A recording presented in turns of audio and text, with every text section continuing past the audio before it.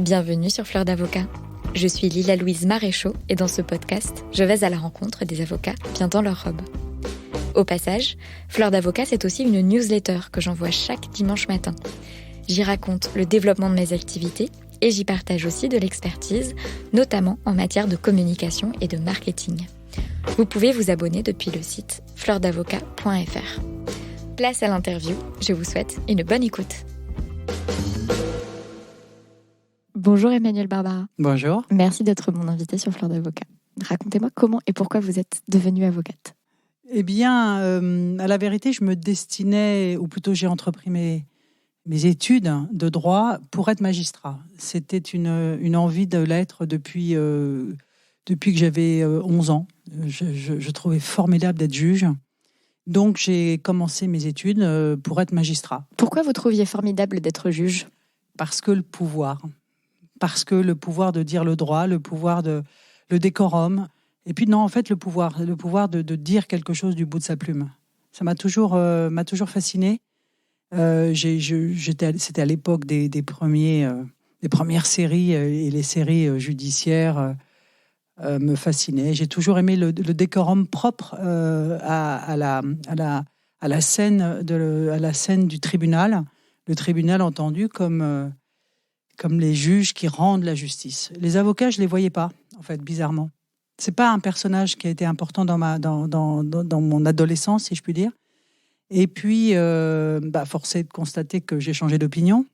Et à la vérité, j'ai changé d'opinion non pas pour embrasser cette carrière judiciaire telle qu'on l'imagine, telle qu'on se la représente, un avocat ça plaide, mais j'ai radicalement changé d'opinion lorsque je me suis, en réalité, j'ai pas voulu faire de carrière judiciaire. Voilà. Soudainement, je me suis dit bon, je vais faire du droit des affaires parce que le droit des affaires c'était vu comme le Saint Graal. Donc, qui dit droit des affaires dit fiscalité. Donc, qui dit fiscalité dit plutôt conseiller juridique. Conseil juridique, c'était le métier qui existait. Et donc, je me suis destinée comme conseil juridique et une fois diplômée, j'ai entrepris de me présenter et j'ai été embauchée par Ernst & Young en tant que jeune fiscaliste. Pourquoi ce revirement soudain ? Vous dites droit des affaires, c'était le Graal. Qu'est-ce qui fait que ce revirement était soudain ? Déjà, comment est-ce que vous qui partiez vers plutôt quelque chose de judiciaire, le tribunal, cette scène-là, qu'est-ce qui fait qu'à un moment vous avez été autant percuté et réorienté par cette notion de Saint Graal dans le droit des affaires ? Enfin, d'où ça vient tout ça ? Ça vient probablement de la mode. On était dans la fin des années 80. C'était le moment des affaires, en fait, essentiellement. Et les bons élèves se destinaient au droit des affaires et la fiscalité. Donc, je me suis piquée au jeu, à la vérité, comme une sorte de défi, sans une grande passion, parce que, justement, toute mon histoire a été la manière dont j'ai réorienté ma carrière professionnelle sur le fond, je veux dire, sur le fond du droit. Donc, tout ça pour dire que je suis diplômée de l'université en droit des affaires et fiscalité et que donc je suis rentrée comme jeune conseil juridique chez Ernst & Young en 1989, mon Dieu, au XXe siècle. Waouh. Et en réalité, cet apprentissage de ce métier difficile, exigeant, en fait, ne me convenait pas, tout simplement. La fiscalité ne me parlait pas.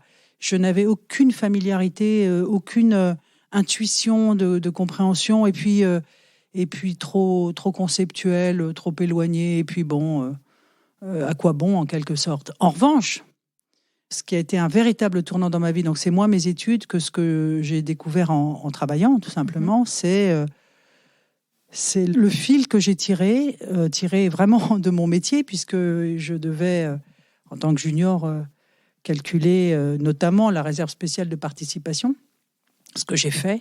C'est pas marrant. Mais ce qui m'a intéressé, bizarrement, c'est de tirer le fil et de me dire, mais qu'est-ce que ça veut dire, participation, mais de quoi, et puis qui Et en remontant le fil, je me suis intéressée et à la vérité, j'ai trouvé ma fibre, mon véritable lieu de passion dans le droit du travail, c'est-à-dire dans la notion de comité d'entreprise qui signe des accords, qui discutent.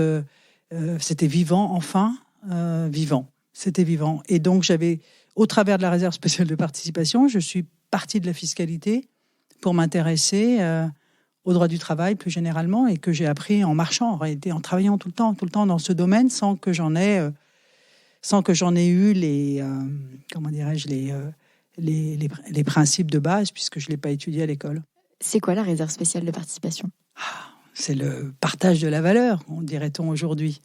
Et c'était c'était l'expression du principe que le général de Gaulle avait exposé lors d'une de ses visites à Bayeux. Et dans ce cadre-là, il avait posé comme principe cette idée de troisième voie entre le capitalisme pur et dur et le communisme qu'il n'aimait pas, en imaginant qu'au sein des entreprises, l'on réserve une part aux investissements, une part aux actionnaires et une part aux salariés. La réserve spéciale de participation, c'est la partie des salariés tirée de cette participation au résultat de l'entreprise. Et donc, ça fonctionne comme un bonus ? Ça fonctionne comme un...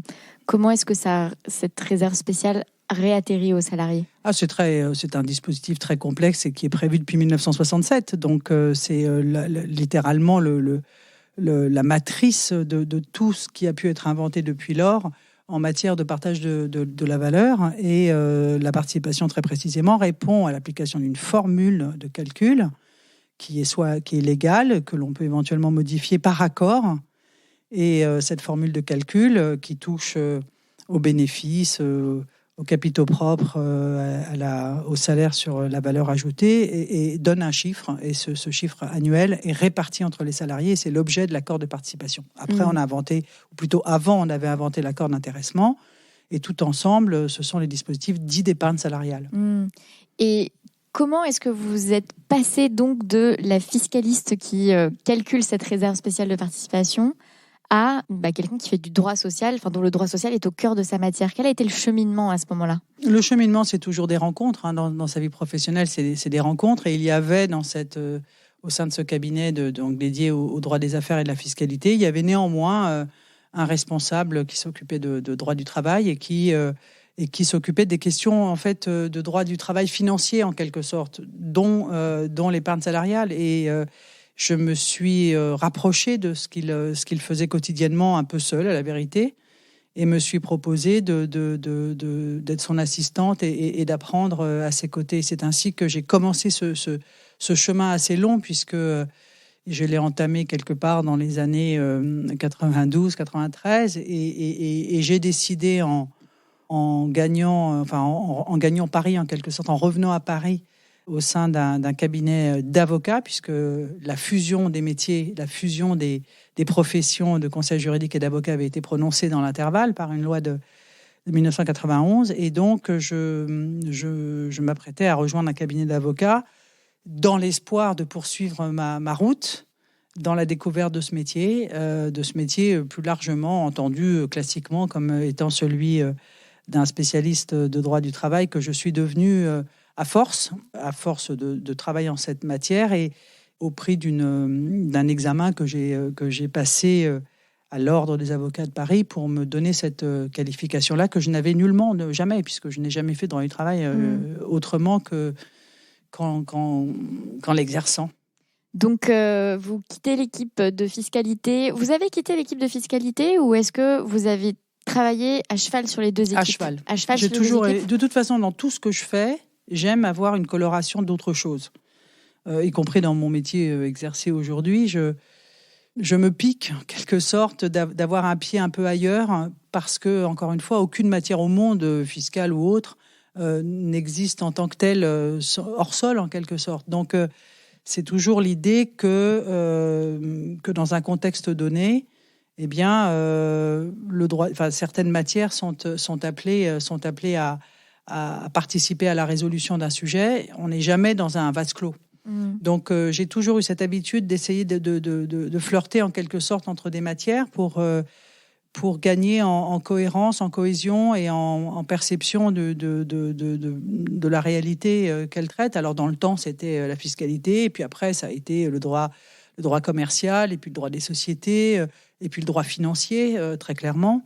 Enfin, il y a 1000 univers qui nécessitent de se rapprocher. Aujourd'hui, on dirait, dans mon secteur, je dirais qu'il y a des connivences fortes avec le droit de la conformité, la compliance, la RSE, tout ça, sont des concepts qui se marient fort bien. Et puis, il y a eu, je me mets au passé, mais c'est complètement faux, mais en tout cas, il y a eu l'époque du droit du travail et du droit de la santé, pour cause.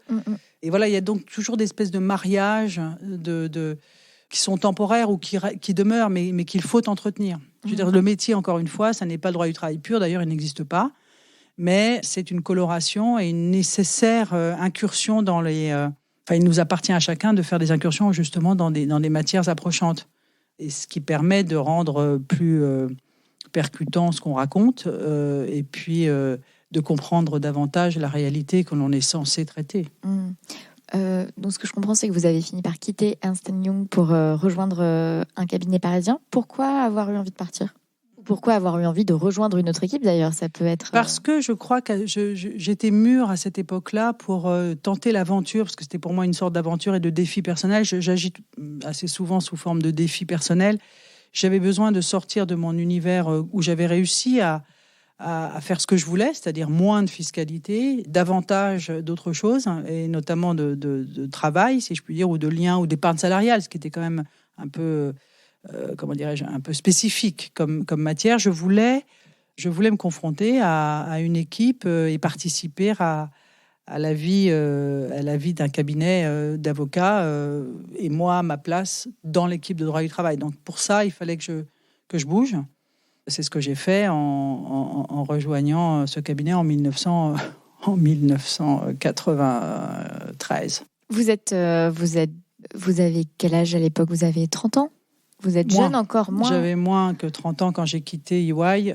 J'étais plus jeune. Pas beaucoup plus, mais je devais avoir 27-28 ans. Parce que j'ai eu l'occasion d'échanger avec d'autres conseils juridiques qui sont devenus avocats après la fusion des deux professions. Mais quand cette fusion a eu lieu, ils étaient plus avancés dans leur carrière. Donc je suis curieuse de savoir, vous, comment est-ce que vous avez vécu cette fusion et ce changement de statut alors que vous étiez en tout début de votre vie professionnelle ? Alors, si je me souviens bien, parce que dites-moi, c'est vraiment un retour sur les calendes que je n'ose à peine dire grec. Mais à l'époque, compte tenu du délai d'inscription en tant que conseil juridique stagiaire, j'avais pas suffisamment d'années derrière moi pour être ipso facto avocat de plein exercice, du fait de mon appartenance toujours à ce registre. Donc, il m'a fallu attendre un peu plus longtemps pour pouvoir prêter serment. Et de mémoire, j'ai prêté serment en 1993. J'étais encore chez EY. Donc, c'est en 93 et je suis partie après. Voilà. Donc, je suis devenue avocat parce qu'il fallait que je fasse un mouvement, si je puis dire, un mouvement supplémentaire qui consistait à prêter serment, donc comme un jeune avocat. Et donc, en l'ayant fait, je me suis vue avocat purement et simplement. Et donc, une nouvelle page s'ouvrait sans que je ne l'ai vraiment cherché, en vérité. Et c'est à ce moment-là que je me suis dit, après tout, pourquoi ne pas essayer de travailler dans ce domaine qui est celui que j'ai choisi et qui m'a choisi. C'est-à-dire que j'entretiens, depuis que je le connais, un rapport avec ce que j'appelle le droit du travail, avec le travail. Parce que depuis lors, c'est plus que le droit, mais le travail, un rapport assez passionnel, enfin, d'essayer de compréhension, y compris même de véhicules de compréhension de l'histoire contemporaine, de l'actu, et dans le fond des troubles qui peuvent aussi assaillir notre société. Et c'est intéressant que de connaître dans le temps qui passe la phase qui est la nôtre aujourd'hui, plutôt que celle des années 90 dans la maturité qui est la mienne. Donc, véritablement, il se passe quelque chose et il se trouve que c'est dans ce secteur-là. Donc, voilà. Et à cette époque-là, je ne savais rien de tout ça, mais je m'étais dit, voilà, il faut que je me débarrasse des oripeaux de la fiscalité, ça c'est clair, et que je m'investisse davantage et que je fasse mon trou, si j'y arrive, dans ce secteur-là, que j'avais choisi. Le cabinet d'avocats que vous avez rejoint à ce moment-là, toujours comme collaboratrice ? Bien sûr. C'était un cabinet qui faisait du droit du travail aussi ? Oui, ils avaient une belle équipe en droit du travail. Donc, cela me donnait davantage envie de pouvoir, de pouvoir bénéficier de cet apprentissage auprès d'une équipe reconnue et compétente dans ce domaine, d'autant que j'avais beaucoup à apprendre, même si, comme précisément j'avais du retard, si je puis dire, j'y ai pallié le mieux possible en travaillant toute seule, mais vraiment toute seule, toute seule avec en réalité, il faudrait que je dise davantage dans la vraie tradition. La tradition, ça veut dire en latin la transmission. Et donc, j'ai appris mon métier de la parole de véritable mentor. Et puis, je vérifie dans les bouquins ensuite. Mais c'était formidable d'avoir une espèce de formation en marchant et en répondant aux clients. C'est pas la même chose que de l'apprendre à l'école. Donc, il y avait cette relation vous parlez de mentorat, d'apprentissage sur la pratique, et quand même vous avez mentionné tout à l'heure le fait qu'au bout d'un moment vous avez passé un diplôme en droit du travail, c'est le certificat de spécialisation de l'ordre. Oui, donc en fait c'est un affichage, parce que c'est un problème d'affichage. Ouais. Oui, enfin c'était pas une c'était pas une anecdote. C'est pas une mince affaire. Non, c'est pas une anecdote. Ouais. Non, c'était difficile. C'était un moment d'examen. Ça faisait longtemps que je ne faisais plus d'examen, parce que j'ai passé ça, je crois, en l'an 2000. Donc ça faisait longtemps que je fréquentais plus. 10 ans que vous exerciez. Et puis, même pour avoir le droit de passer ce certificat de spécialisation, il fallait que je démontre que j'étais bien dans ce secteur-là, moi-même qui étais diplômée d'autre chose. Donc, non, ça a été. Je l'ai vraiment voulu. Et je l'ai obtenu, bon, tant mieux, mais c'était pas une anecdote. Non, alors c'était loin d'être le sens de ma question, parce que vraiment, pour connaître plusieurs personnes qui ont passé ce certificat, en droit du travail notamment, c'est vrai qu'elles m'ont toutes rapporté quelque chose de très lourd, imposant et c'est exigeant. C'est pas d'approximation. Et ce cabinet d'avocat, donc premier cabinet d'avocat, même si deuxième expérience professionnelle, vous y êtes resté longtemps ? Eh bien, j'y suis restée pas longtemps non plus, mais c'est pour revenir ici, parce qu'en fait, c'est là-bas que j'ai rencontré Gilles Auguste et Olivier Debouzy, et donc eux-mêmes avaient l'intention de partir assez rapidement après mon arrivée, et donc moi, je les ai rejoints en 1996, ici. Et donc, depuis 1996, en fait, je n'ai plus d'autres mouvements. En qualité d'associée ? Non. Collaboratrice. Je suis devenue associée de ce cabinet qui était tout petit, en 98. Et alors, c'était quoi les débuts d'Auguste Debouzy à l'époque, quand vous l'avez rejoint comme collaboratrice ? Alors là, on parle de défis, donc c'était de plus en plus haut, les défis, parce qu'on était évidemment embryonnaire, disons les choses. À l'époque où je les ai rejoints, 1 an après la création du cabinet, on était une vingtaine, tout mouillé, et on faisait tout. Enfin, il fallait faire face à tout. Donc c'était très échevelé, on était jeunes, on travaillait nuit et jour, et puis on y a cru et on a bâti le cabinet petit à petit, et dans le fond, à la fois en y réfléchissant et par opportunisme. Enfin, on a su prendre les opportunités qui se présentaient. On a fait railler dur, mais on a pu vivre une aventure, alors là, véritablement entrepreneuriale, il n'y a aucun doute, assez exceptionnelle, qui a duré donc depuis lors jusqu'à maintenant. Ça fait quand même pas mal d'années, là, j'ose pas compter, mais c'est énorme. C'est énorme. Et à cette époque-là, encore une fois, il s'agissait de... Enfin, c'était un défi à tous égards, à la fois vis-à-vis de nous-mêmes, et puis vis-à-vis des clients. Il fallait gagner des clients, il fallait montrer qu'on était à la fois compétent et réactif. Enfin, j'en passe. On avait inventé plusieurs slogans il y a très très longtemps, l'audace et le droit. Enfin, on s'est vraiment éclaté, parce que c'était une époque aussi qui permettait des changements substantiels. C'est quand même le début de la technologie. On avait découvert PowerPoint, enfin c'était dingue. On avait des ordinateurs qui fonctionnaient de plus en plus rapidement. Donc on a fini par abandonner à un moment donné le fax, mais je ne sais plus trop quand. Et donc ça a tout changé petit à petit. Mais maintenant tout paraît une évidence. Mais à l'époque... rien ne l'était. Et puis, il fallait aussi attirer des collaborateurs de talent, si possible.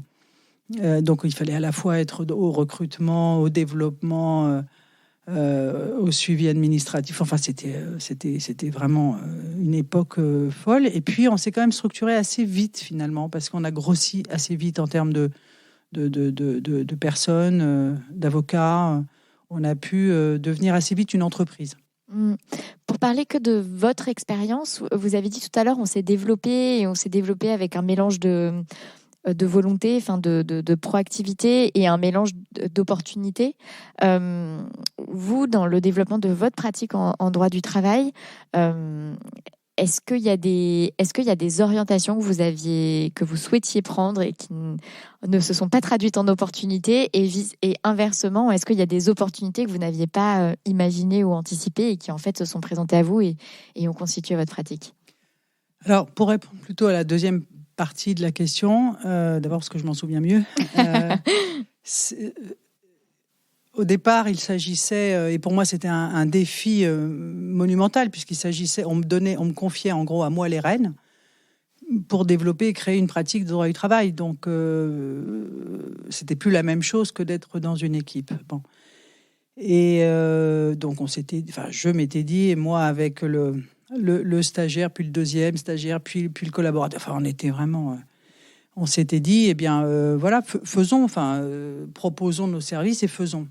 Un peu, j'allais dire, le tout venant, le cas échéant. Si on nous demande de faire, on va faire. D'ailleurs, on a beaucoup agi comme ça également. Mais ce qui s'est trouvé, qui n'avait pas été pensé, mais qui après est devenu une sorte de fil, c'est que... on avait très vite eu envie de répondre aux questions qui ne sont pas dans les bouquins. Et il se trouve que la situation a pu prospérer de la sorte parce que certains clients sont venus en nous disant, voilà, on a essayé un certain nombre de cabinets, mais ils expliquent en gros que c'est cuit, donc voilà, qu'est-ce qu'on peut faire selon vous, etc. Donc cette idée qu'on allait s'occuper d'affaires spéciales.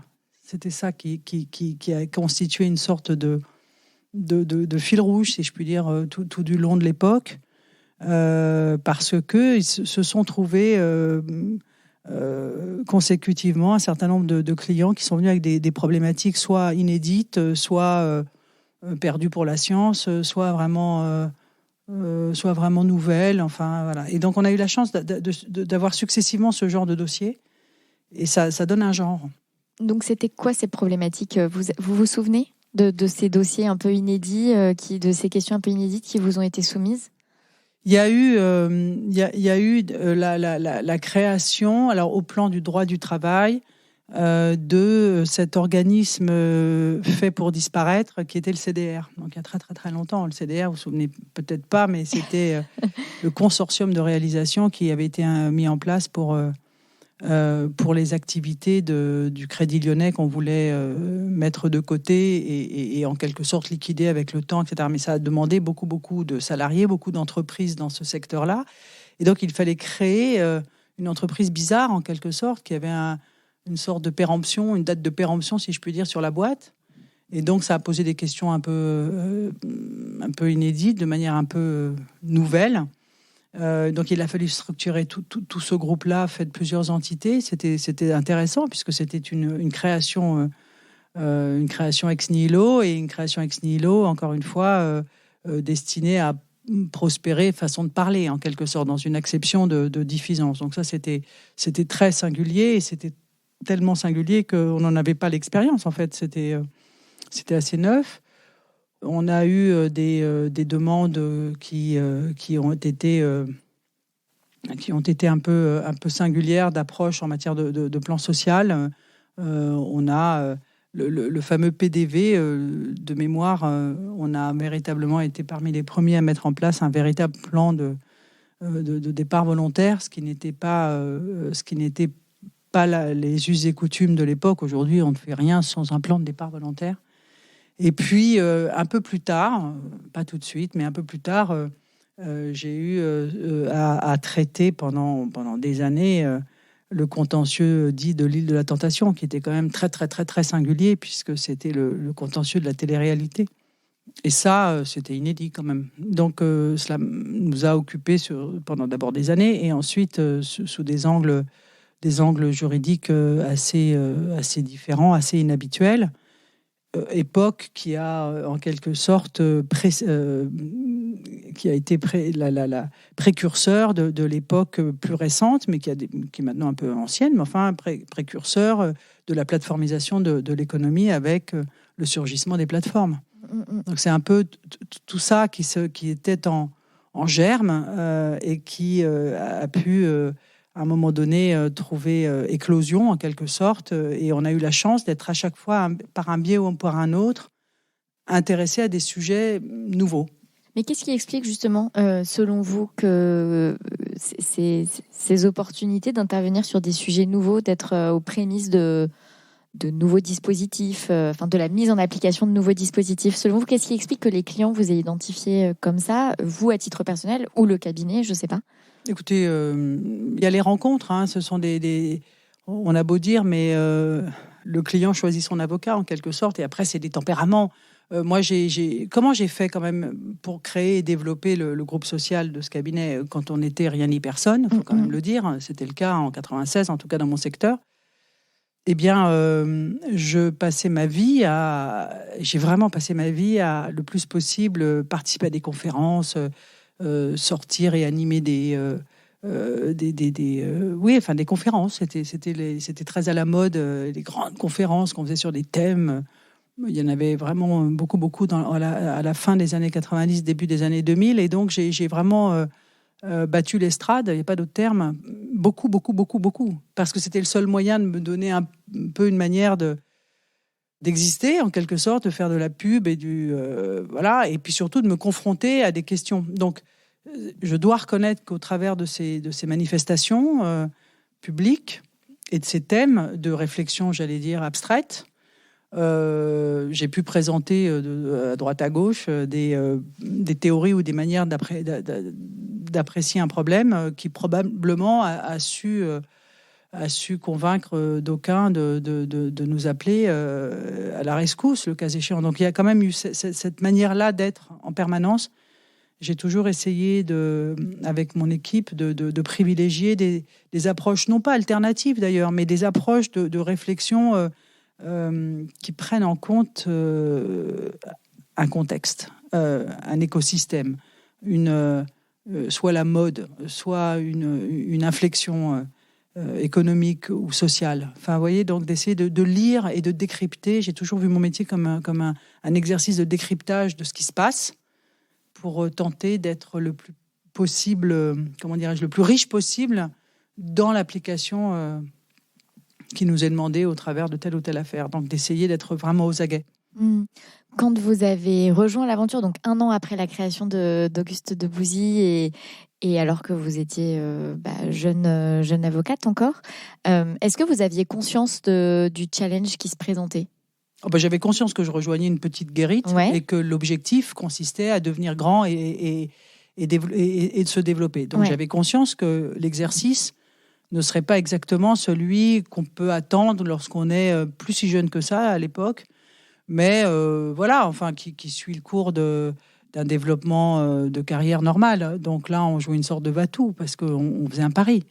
Ce qui m'a toujours frappé et ce qui m'a toujours particulièrement plu dans cette démarche, c'est qu'on exerçait notre métier que j'aime tant, mais dans une configuration où il s'agissait aussi d'exister, d'être quelqu'un à notre main, c'est-à-dire ne pas rejoindre les chaussons d'une entreprise qui existe depuis 124 ans, qui s'appelle Truc and Truc, mais là c'était la nôtre, avec le risque de ne pas y arriver, oui. Eh ben oui, mais tous ceux qui ont gagné ont joué, donc il fallait jouer la partie. Et c'était une partie...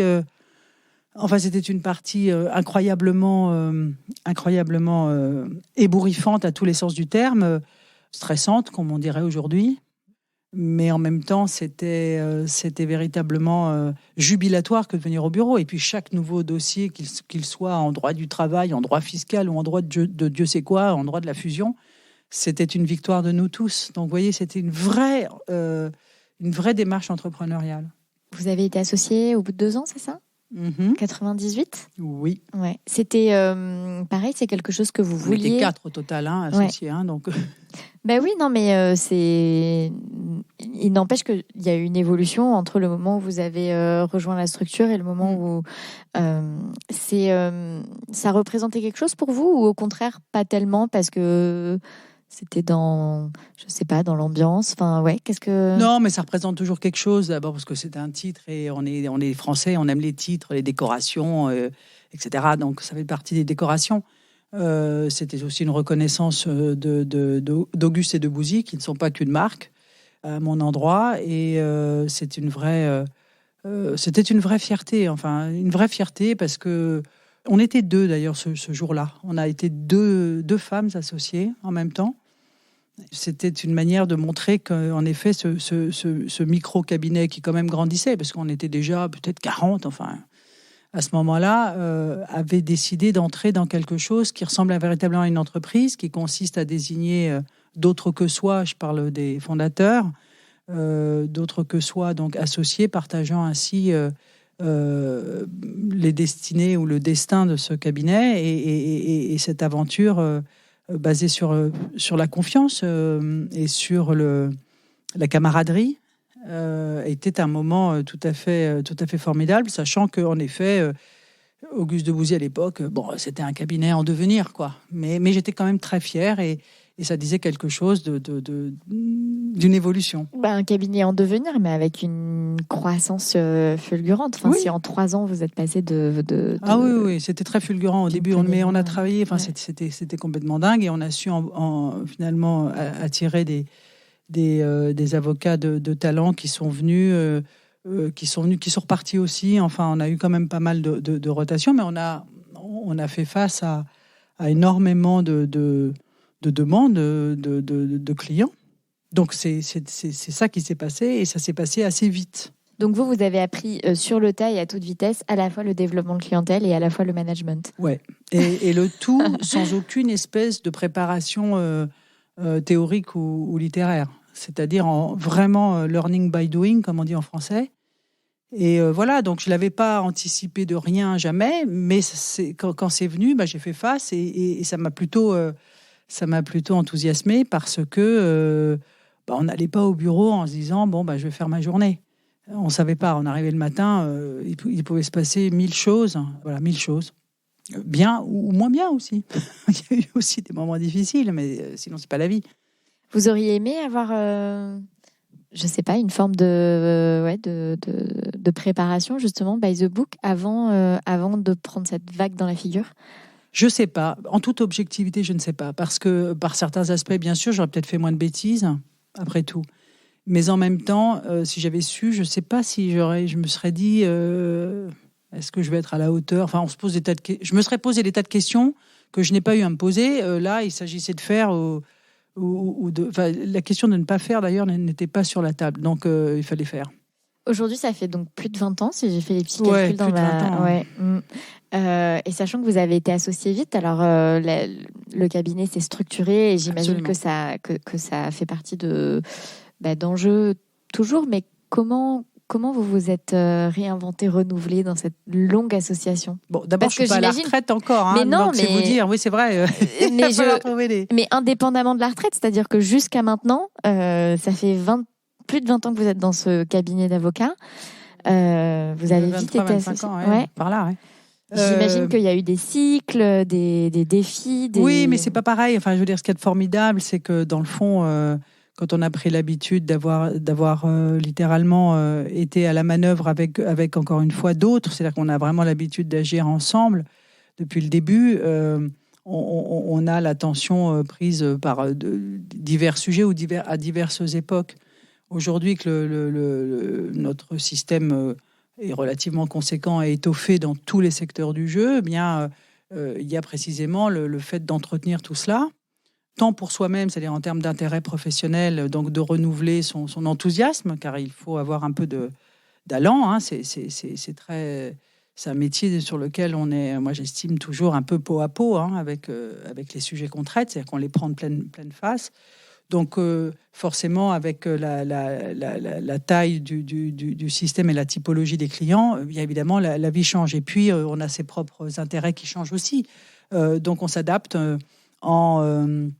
peut-être avec le temps, en étant davantage sur des thématiques qui vous vont bien et d'autres que vous traitez moins parce que c'est pas votre point fort ou parce que d'autres trouvent ça formidable. Donc, il faut surtout pas empêcher des personnes qui ne sont pas dans qui seraient contents de le faire, de l'empêcher. Donc tout ça est un métier qui s'adapte. Et puis encore une fois, on n'est pas dans le précis, c'est-à-dire on ne produit pas un produit technologique, on produit du conseil, et donc chaque rencontre est différente, etc. Donc le renouvellement vient essentiellement des sujets que vous avez à traiter, en fait. C'est quoi les sujets qui vous vont bien ? Les sujets qui me vont bien, ce sont des sujets où on discute beaucoup, où on réfléchit à un plan A, un plan B, un plan C, où la stratégie est en cause, où il faut essayer de penser à 360 en quelque sorte. Des questions où il n'y a pas la réponse dans les bouquins. Ça, je continue de n'être traversé que par ça. Donc j'aime beaucoup les sujets transverses. Et il y en a de plus en plus de nos jours, de sujets transverses qui nécessitent d'autres types d'expertise. Ces sujets-là, c'est ceux qui me vont bien. C'est-à-dire ceux où le sujet vous saute à la figure, où vous n'avez pas d'idée préconçue autrement que de trouver une solution par une forme à la fois de travail, certes, technique, mais surtout par la maïeutique que cela implique, c'est-à-dire l'échange, la construction de solutions alternatives, le cas échéant, de stratégies diverses. C'est ça qui m'intéresse, en fait. Et quelle que soit la typologie du thème, peu importe, mais ce sont des sujets qui vous réveillent la nuit encore. Ça, c'est bien. Il y a un sujet en ce moment en particulier qui vous réveille la nuit ?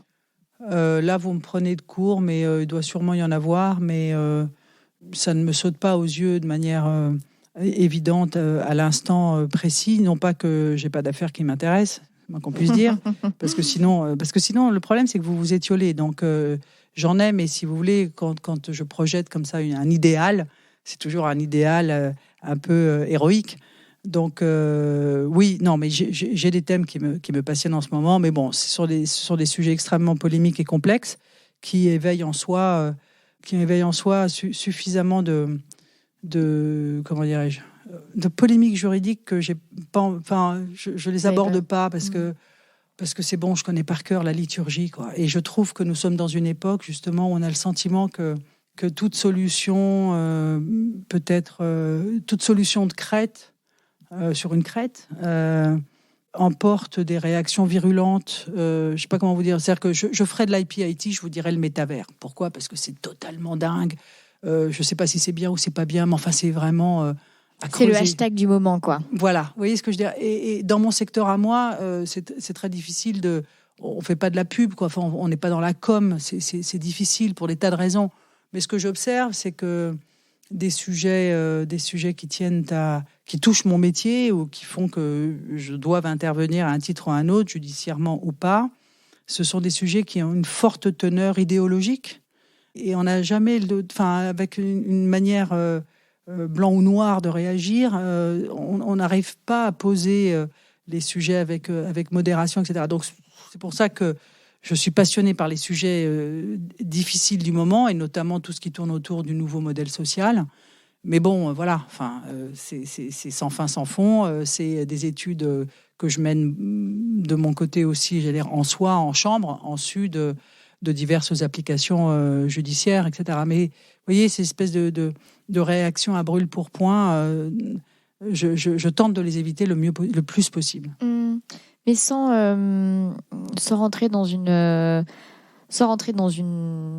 recherche d'opinion, votre regard. Moi, j'ai lu avec plaisir certaines de vos publications que vous avez rédigées justement sur l'adéquation du droit du travail aujourd'hui par rapport à l'évolution du contexte du travail. Moi, je suis une ancienne avocate, donc j'ai été libérale, j'ai jamais connu le salariat, sauf sur quelques petits boulots ponctuels. Ensuite, je suis pas passée par la case entrepreneur indépendant parce que je j'ai tout de suite structuré une SAS, mais enfin tout ça n'était pas très réfléchi ni conscient.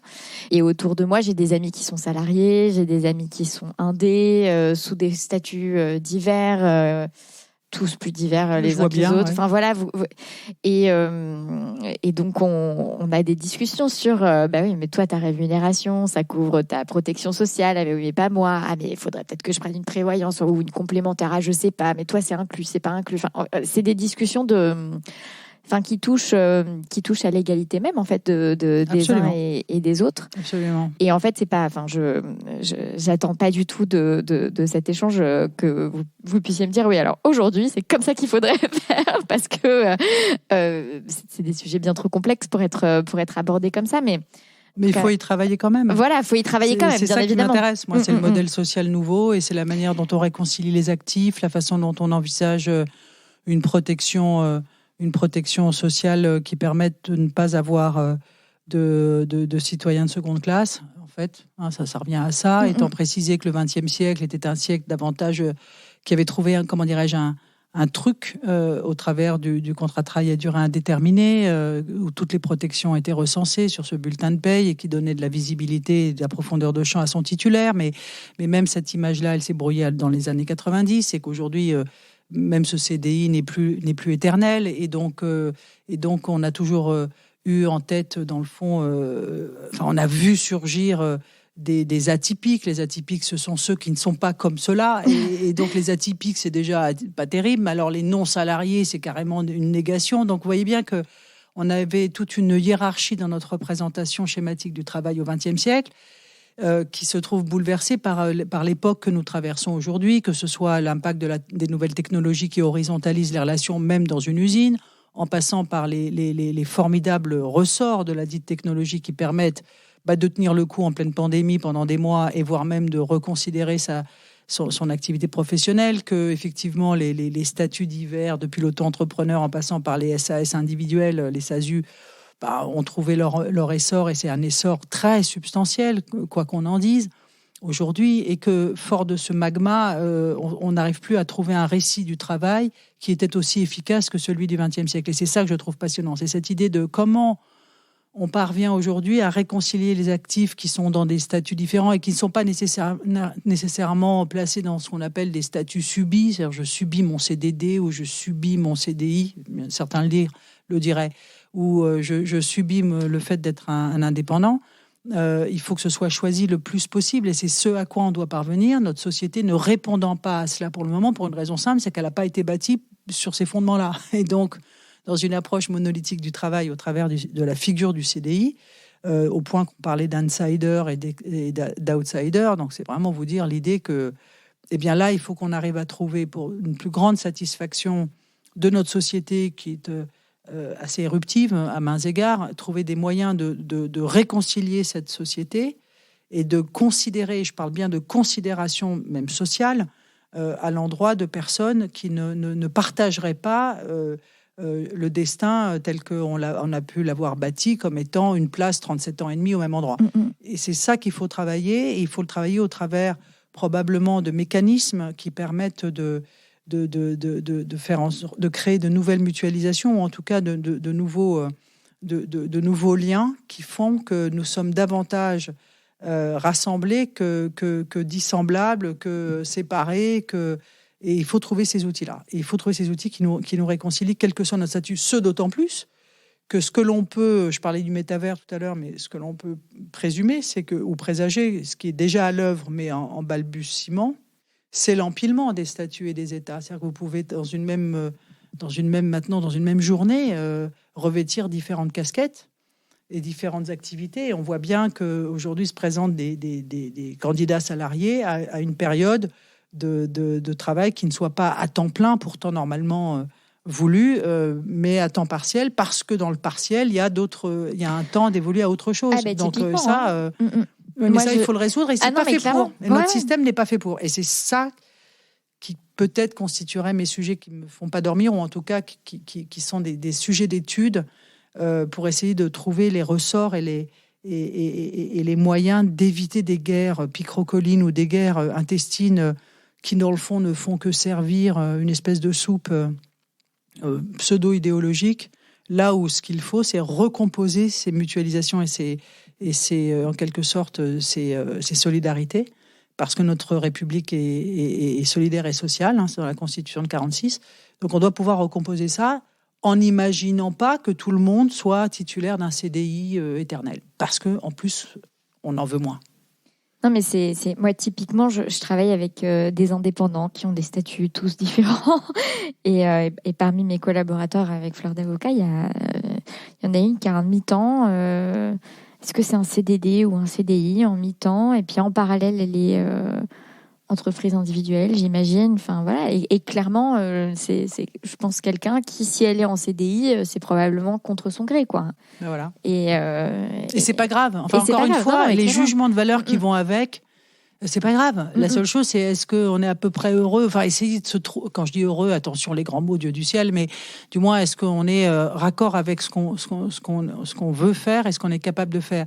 Et la question, c'est toujours trouver les moyens pour les politiques publiques de l'emploi, ou en tout cas les pouvoirs publics, les moyens de faciliter la vie de nous autres actifs, lesquels actifs sont aujourd'hui dans une situation dont on peut penser qu'elle est elle est plus risquée qu'elle n'a jamais été. Oui, il suffit c'est l'incertitude, et l'incertitude veut que l'on soit mobile au sens de capable de bouger et capable de bouger, pour pas dire mobile, parce que la mobilité, ça veut dire autre chose dans notre vieux français du travail.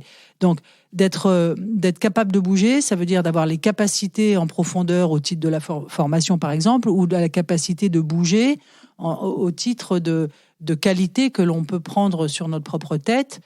Mais pour ça, il faut que ce soit facilité, que ce soit pas un cauchemar et que ce soit réalisable sans se trouver confronté à des parois nord en permanence. Donc, c'est ces facilitations qui heurtent en effet notre représentation du travail. Car la représentation du travail, si je devais la qualifier comme ça en un seul mot, qu'était-elle au mi-temps du XXe siècle, encore une fois, après la fin de la Seconde Guerre mondiale, mettons dans les années 80 pour ne pas prendre les années 70, mais c'était l'idée que quand on a son job, c'est pas un job ça veut dire court, quand on a son emploi, on y reste. On passe toutes les étapes d'une carrière réussie, etc. Mais une carrière avec des étapes, etc., telles que prévues par la convention collective. Et à la fin, on y arrive magnifiquement à une sorte de Saint Graal. Et voilà, ça c'était l'historique d'une vie où, je veux pas dire immobile, mais dont le mouvement n'était pas inclus dans le package, si je puis dire, puisque les 3 temps de la vie, l'éducation, le travail, 37 ans et demi, et la retraite. Aujourd'hui, tous ces temps sont complètement bousculés. Depuis l'éducation, où il faut faire un peu de se mettre un peu, je sais pas moi, faire quelques stages, et puis le travail, on change, etc. On change de boulot, on en change 1 fois, 2 fois, 10 fois. Et puis, quand on est vieux, il semblerait qu'on puisse encore servir et éventuellement gagner un peu sa croûte. Alors, voilà, pas pour tout le monde, pas etc. Mais pourquoi pas? Enfin. Ce qui compte, c'est comment on voit l'acception du mot travail et son rôle dans la société. Et aujourd'hui, il compte d'autant plus que la société fait face à des défis multiples, sociaux, environnementaux, culturels, d'éducation, etc. Donc, on a tous un rôle à jouer. Et tout ça vient heurter cette idée que dans le temps, l'idée, c'était qu'on bougeait le moins possible, puisqu'il n'y avait pas de raison de bouger. Et aujourd'hui, tout indique qu'il faut bouger tout le temps. Alors, c'est fatigant, mais il faut pouvoir aider tout ça. Rester plus de 2 ans dans un emploi et devient suspect presque. Ce qui est quand même radicalement l'inverse quand les DRH vous embauchaient. On disait, mais ça fait quand même 3 fois que vous partez tous les 2 ans. C'est quand même ennuyeux. Racontez-moi, on cherchait la stabilité, etc. Aujourd'hui, c'est plus ça. C'est une évidence que c'est plus ça. Et vous avez l'impression que quand vous évoquez cette réflexion et quand vous partagez vos réflexions sur ce sujet, vous avez l'impression que ça crée des crispations, des virulences, des réactions virulentes. Ça peut. Ça dépend à qui je m'adresse et ça dépend comment on prend mon propos que je veux radicalement mesurer. C'est-à-dire que je ne suis pas là pour radicaliser l'idée que c'est la fin du CDI, qu'il faut brûler le code du travail, non de grâce.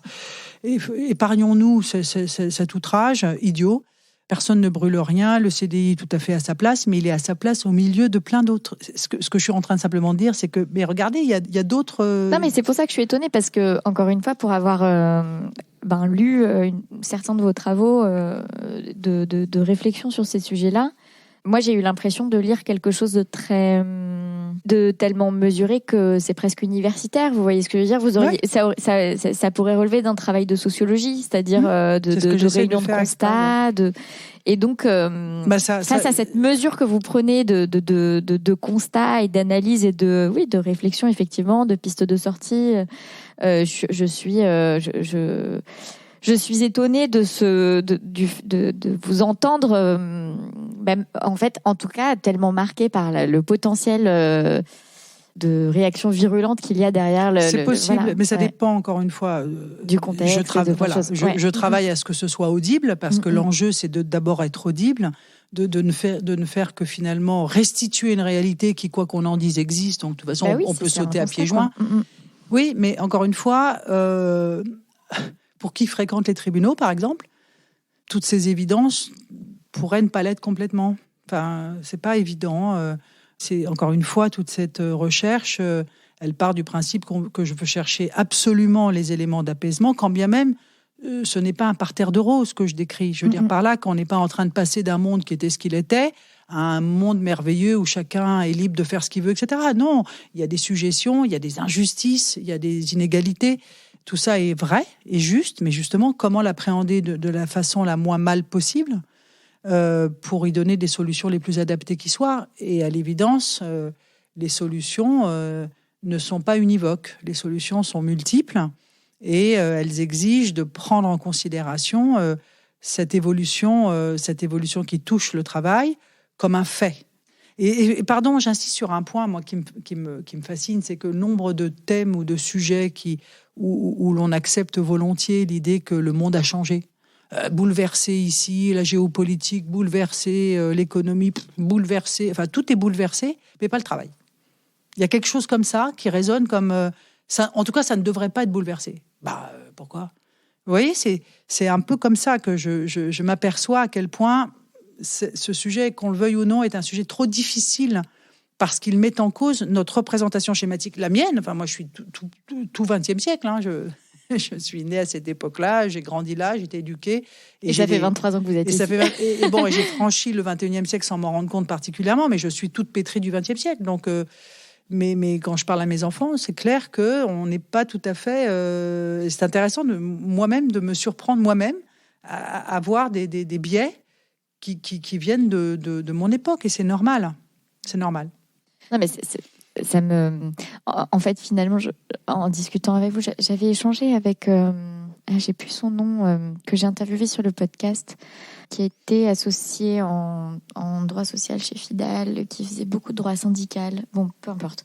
Et c'est vrai que... Sylvain Niel ? Non, une femme. Ah. Ça me reviendra.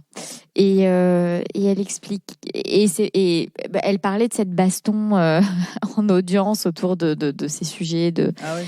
Et c'est vrai que ça me fait m'évoquer là comme ça que finalement le droit du travail, c'est le droit du travail salarié, et que les acteurs du droit du travail aujourd'hui sont les acteurs du droit du travail salarié, oui. Et que devant les tribunaux, le travail se jauge finalement surtout à l'aune quand on n'est pas dans la relation prestataire, fournisseur à client, se juge surtout à l'aune du contrat de travail, quoi. Absolument. C'est ce qui est relativement normal, puisque le Conseil de prud'homme, notamment, ces juridictions du travail, ont un monopole à ce sujet. Et encore une fois, tout ce qu'on se raconte sur ce monde du travail, où la notion de travail, même à mon avis, est un peu modifiée avec le temps, ne retire rien au fait qu'il y a aussi des contentieux du travail entre salariés et employeurs. Ça ne retire rien à cette réalité-là, mais cette réalité-là est assortie d'autres, au pluriel, réalités qui participent toutes au travail. Et c'est intéressant de se poser la question, par exemple, en projection, de se dire, mais dans le fond, une entreprise...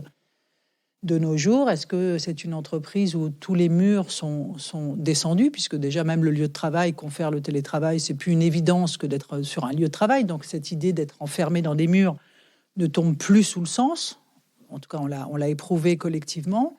Et donc, si c'est plus uniquement un lieu dans lequel je recense des personnes qui sont toutes titulaires d'un contrat de travail, pourquoi ne pas imaginer que cette entreprise ne serait pas davantage un lieu de nœud de contrat avec un S pluriel, de différentes natures. Et on le voit un petit peu aujourd'hui.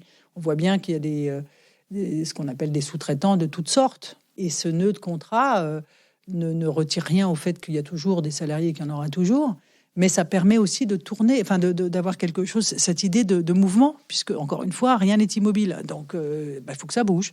Je suis curieuse de savoir comment est-ce que, si, et le cas échéant, comment est-ce que ces réflexions sur justement le contexte du travail et le droit qui s'y applique accompagnent votre regard sur la structuration de la profession d'avocat. Et vous êtes vous-même en partie chef d'entreprise d'avocat avec des travailleurs au sein de votre cabinet.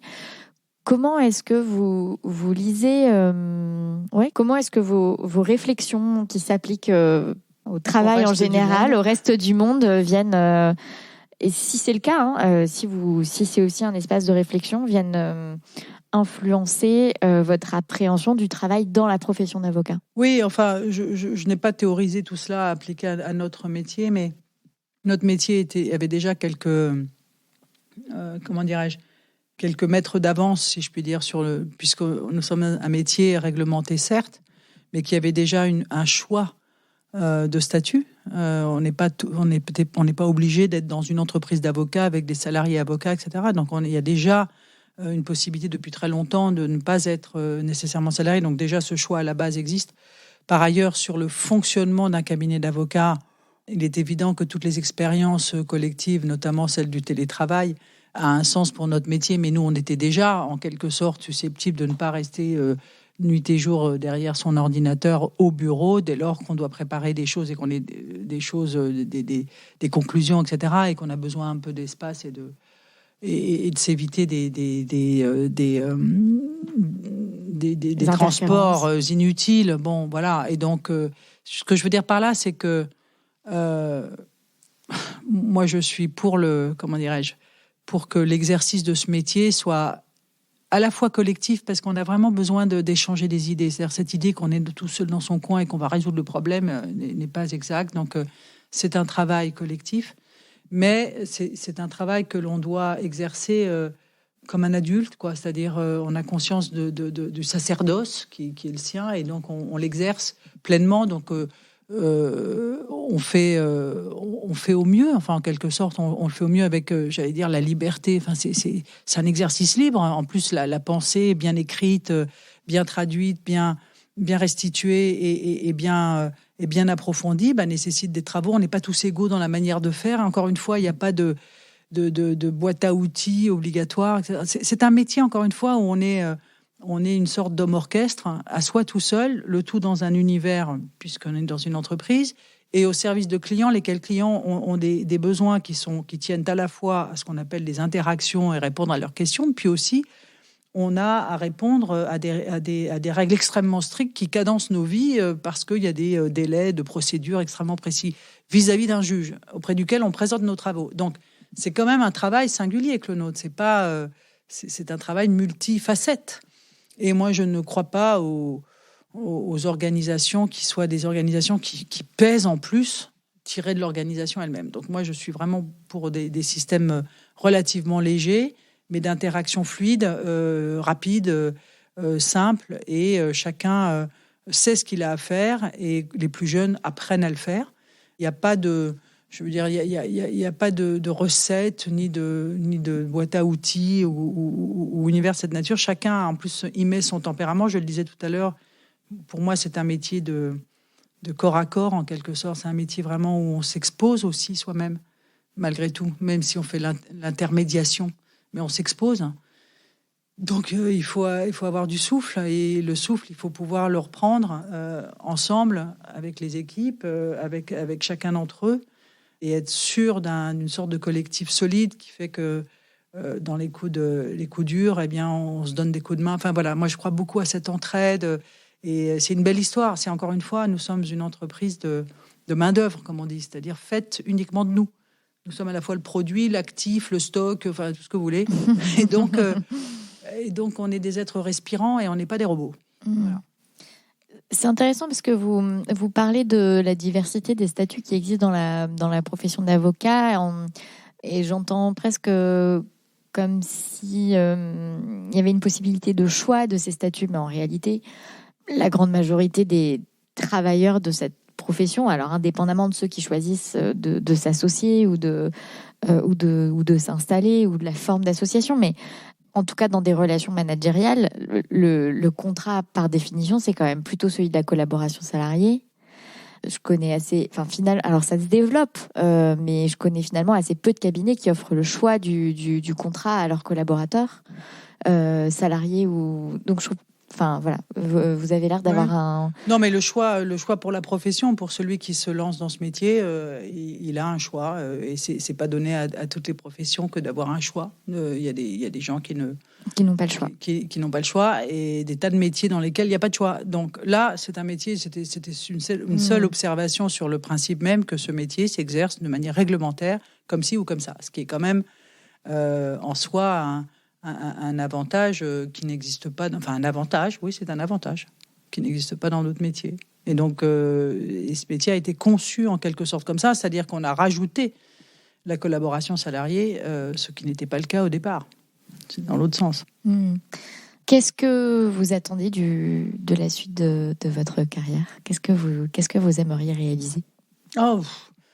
Toujours plus haut, plus fort. Enfin, c'est toujours ces idées que quand on est pétri de l'amour de ce métier, mais on a envie de réussir quelque chose de bien. C'est-à-dire que, franchement, qu'est-ce qui fait qu'on le fait toujours, ce métier, après tant d'années ? Parce que ça fait quand même plus de 30 ans que je fais ce métier.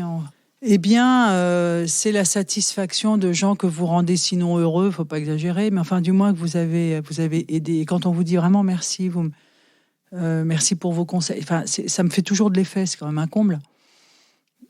Eh bien, moi, ça me satisfait pleinement. C'est-à-dire que c'est plus qu'une satisfaction, c'est encore jubilatoire. Parce que je parlais de mon pouvoir, enfin, du pouvoir que je voulais exercer quand j'étais petite pour pouvoir être magistrat. Mais en fait, ce pouvoir-là, ce pouvoir d'alléger le fardeau à un titre ou à un autre, c'est quand même magique. C'est magique. Ça, c'est pour les relations avec les clients. Et donc, tant que ce filet, cette source de plaisir professionnel n'est pas tari, très bien, ça continuera. Donc là, il n'est pas tari du tout. Et puis sur un autre aspect, on a évoqué brièvement mes réflexions sur ce monde qui change, et y participer à un titre ou à un autre, que ce soit au gré de réflexions, de travaux, de conférences, d'articles, mais aussi de groupes de travail, etc. C'est satisfaisant, et ça tient de viatique pour une vie entière, parce que dans le fond, j'ai eu la chance d'observer une société du travail qui a quitté les rivages du XXe siècle, ça c'est clair, mais n'est pas encore totalement n'a pas encore totalement posé le pied sur ceux du XXIe siècle. Et ce brouillard a quelque chose de poétique et de challenging pour se dire qu'on accompagne ce mouvement-là, et que tant qu'on est aux manœuvres, enfin à la manœuvre, si je puis dire, on accompagne un mouvement historique. Un mouvement historique qui se joue sous nos yeux. C'est quand même pas tous les jours. Donc, j'ai pas fini mon boulot, et ça va durer un moment. Et puis après, il faut vérifier que tout ça est bien posé. Donc, il y en a pour vraiment très, très, très longtemps.